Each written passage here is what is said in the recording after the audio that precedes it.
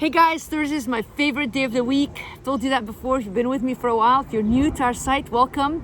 Every day I share a minute called Power Minute. You can get the written transcripts at livingwithpower.org/Power Minute. You actually need to subscribe and then you'll get emails daily in your inbox. I hope you are part of our MailChimp community. We've got a lot of fun things happening. Got a book launch that's coming up. I've got just a lot of fun, exciting giveaways here in the next month. And I'm in Lebanon as we speak. We do mission work. Our vision for our ministry is to bring hope to the world. We do it through teaching the Word of God, providing resources that will draw you closer to God, but also in tangible ways to people in desperate need.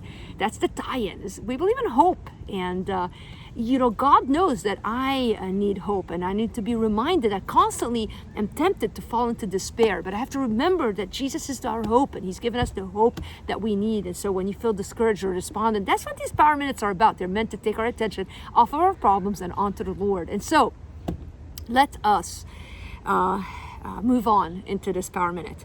Today's Power Minute is called Alone and Isolated. Our verse is 1 Corinthians 10:13. No temptation has overtaken you that is not common to man. God is faithful. He will not let you be tempted beyond your ability. Have you ever thought about Jesus' beloved disciple, John? Did you know that John, the disciple whom Jesus loved, did his best work in exile on an island called Patmos, completely isolated and alone? Though John was the only one of the disciples not to be martyred for the faith, he was banished into exile for a large portion of his life. This might sound exotic to you if you're dreaming of a vacation on a remote island right now, but let me assure you that there was nothing exotic about his exile. John was being persecuted by the Roman emperor, and his exile was hard. After years of faithfully serving God, this disciple whom Jesus loved spent his later years in life alone and isolated from any fellowship with other Christians. But it was on the island of Patmos that John was given visions of God and wrote the book of Revelations. What an encouragement for every one of us to remember that God can use even seasons of isolation and loneliness in our lives to accomplish His purposes for us. What we see as present punishment might just turn to blessing in the hand of our good and sovereign Lord. Think about this question today. What part of your life right now feels like exile on an isolated island? How does knowing God redeems your pain encourage you to keep on going?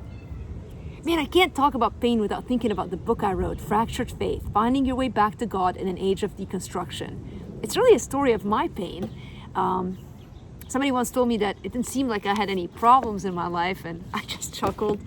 I have problems, and I know you probably have problems too, but the good news is that God somehow ministers to us deeply in our pain. So today, whether you're in a season of difficulty or a season of despair, just know that God is for you. He's not lost sight of you. And that even in this moment, God has maybe led you here just to remember that He's got purpose in your pain. All right, guys? Love you. Have a great day. We'll see each other again tomorrow.